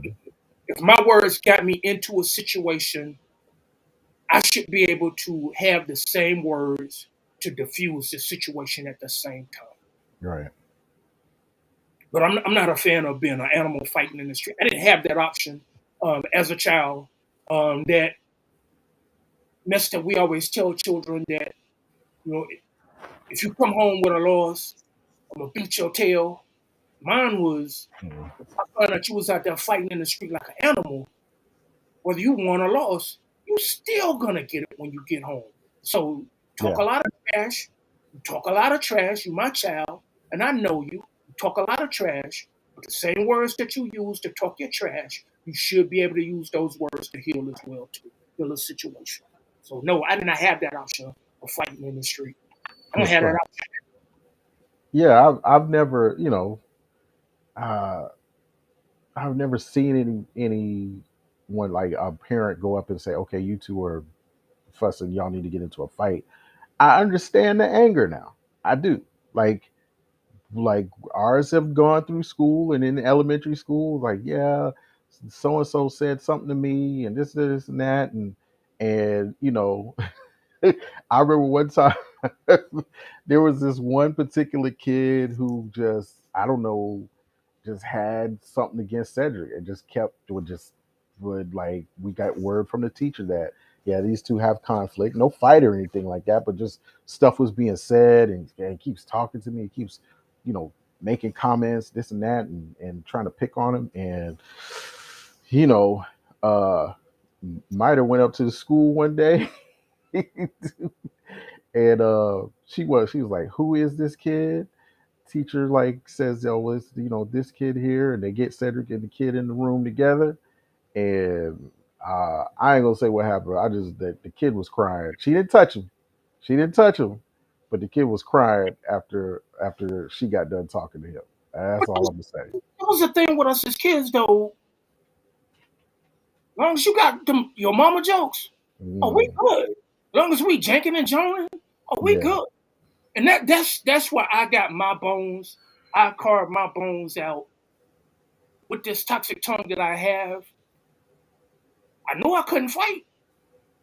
I knew I could not fight and mess around and go home and not get it from my mom. So right. let's get it on with these words. And I remember a case where this kid kept wanting to taunt me about my pops, taunt me about my pops, and I kept letting him go. Kept letting Mm. him go. So he messed around, and one day I wasn't having it. Oh yeah, let's talk about your drunk a dad. And then next thing you know, the life went out of his face, and I was like, got him. I've not had any problems since that day. And we was old then since '82. We ain't had no problems since then. That's where it started. And I was like, bro, go ahead now. I don't feel like doing this with you. Go ahead now. Yeah, yo daddy. Daddies? You want to talk about my daddy? Let's get on your drunk A daddy.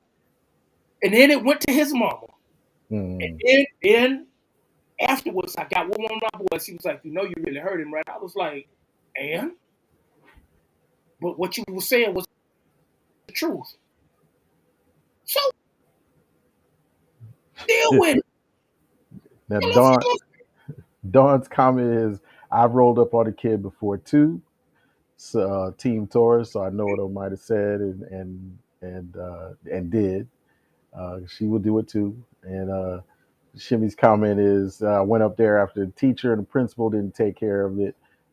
Once they threatened to stab him with a pencil, she said it was on." And yeah, I mean, you want yeah, to stab my baby, right. Like I said, she didn't touch him, she didn't fight him, but she she said some things. The kid was crying after she got done, and so that, like, parents I understand the lady in the video wanting to be protective of her child and wanting her child to stand up and for herself, um, but walking your child back to a fight and telling them it's okay, get it on. What happens if she hits her and she falls over, hits her head on a rock or something. You know what I mean?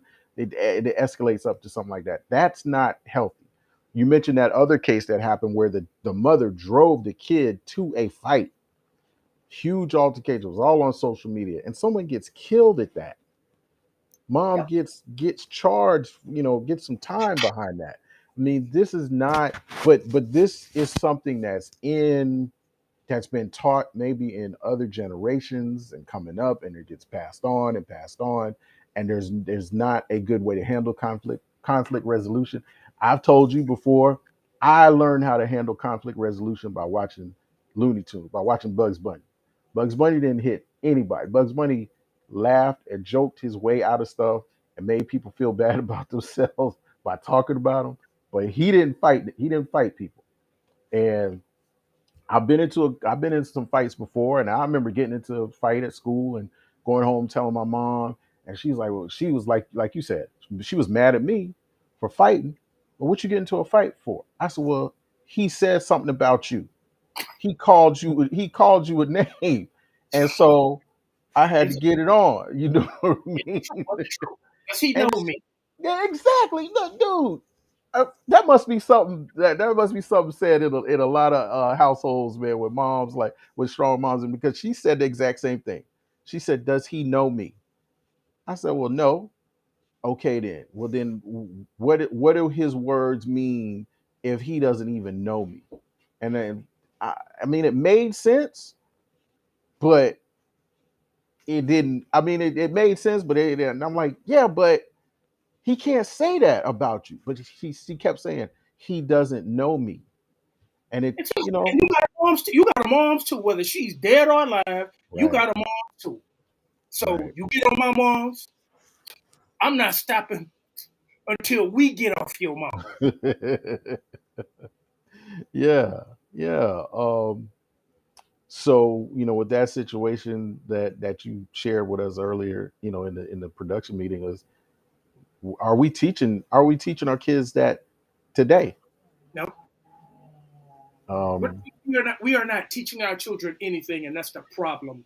We're letting children fly by the seat of their pants and figuring it out on their own. And the best way that you can solve a situation is get money, and then that way you could do whatever and say whatever you want to people. That's what children are finding out. They're not even being taught. That's what they're finding out. You could do anybody dirty as long as you got enough money. yeah, yeah.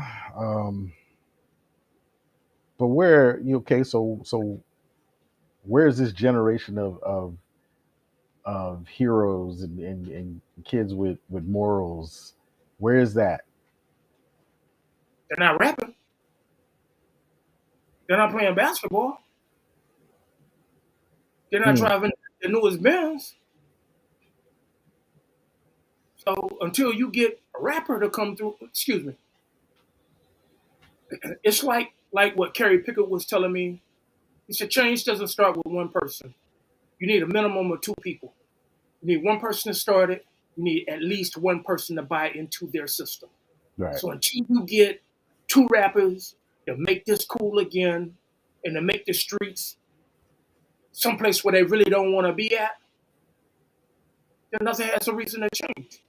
I But could look, sell look you, I could sell you your own problems back and turn a flipping profit off of it.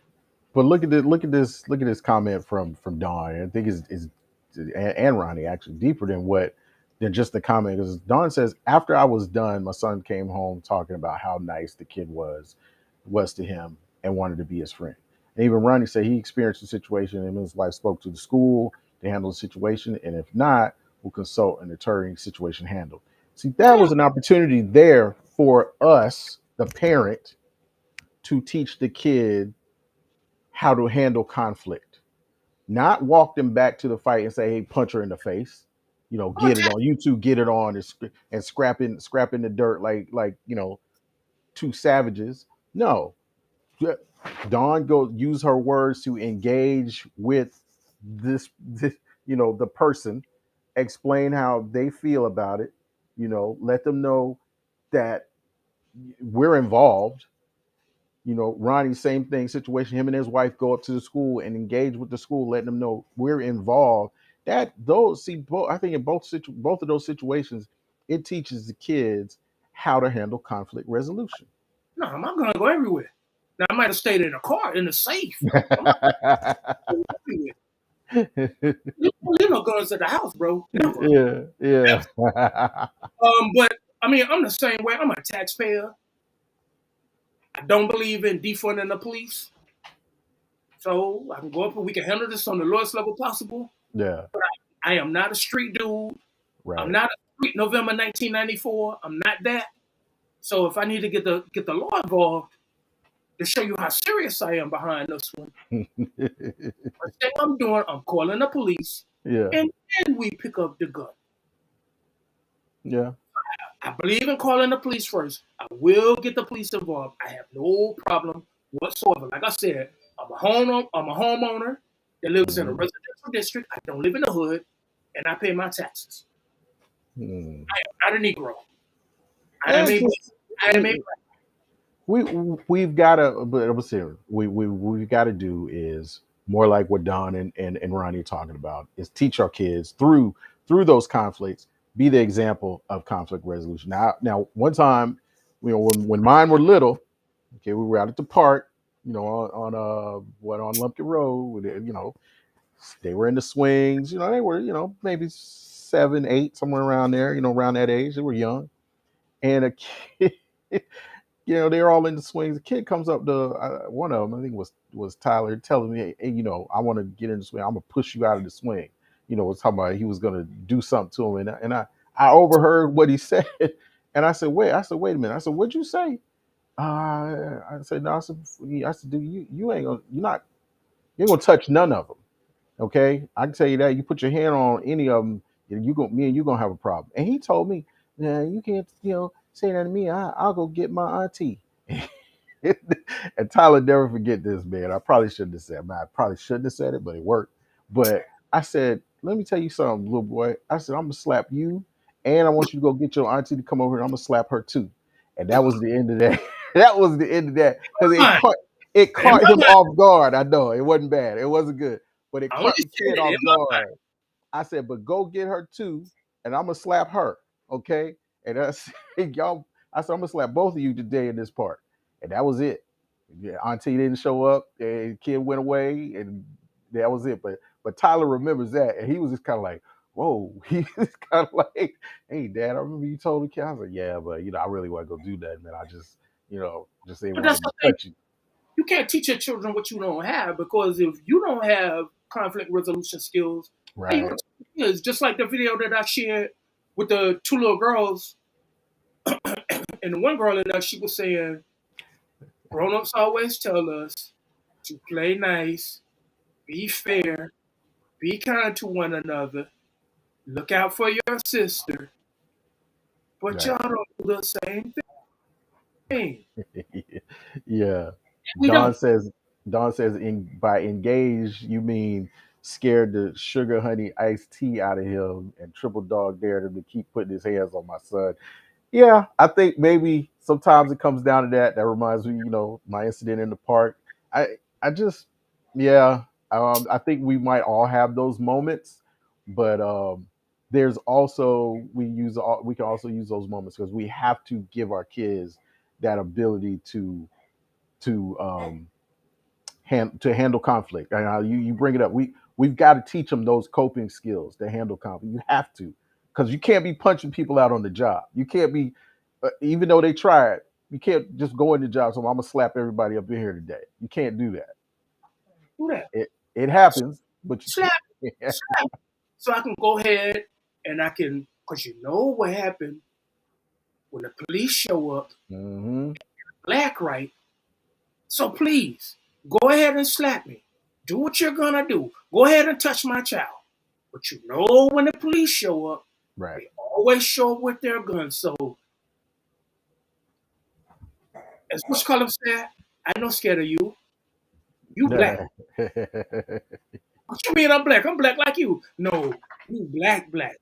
I'm not that kind of black. So please, go ahead. I will go ahead and not call the laws on you. Right. Right. And I'm gonna stand there and holler, shoot him. He's resisting arrest. Yeah. Shoot him. Shoot him. Hmm. Yeah, Ronnie's right. Like you get, like you mentioned that, a situation like that, you can get locked up for threatening a child. You're absolutely right. Exactly. Sometimes you just got to use a look. I learned how to get a look. You just like, where is he? Which one? Okay, just give him that look. Yeah, it is. You need to call the cops or do I need to call them? Yeah, They're gonna show up. yep. So, yep. All right, Angie. We'll see you next week. Thank you for tuning in. We're about to wrap things up too.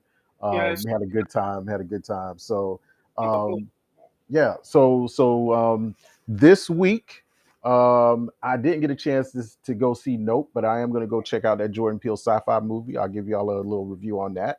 I'm a big sci-fi fan. Also, I wanted to make sure I show you guys this. So Mary Poppins, also known as Shimmy, is working on her Halloween decorations. She's crafting these up herself. Little eerie little doll heads. We got that going on. So there's crafts all over the place. She's doing cups with eyes cut out. I don't know what the house is gonna look like for Halloween, but she's really going crazy with that. So I'm gonna share some of those crafts as she continues to work on them. And I'm gonna check out Nope this weekend, and gonna be doing some other reading, some more Alan Watts reading. So let me make sure to share that with you guys too.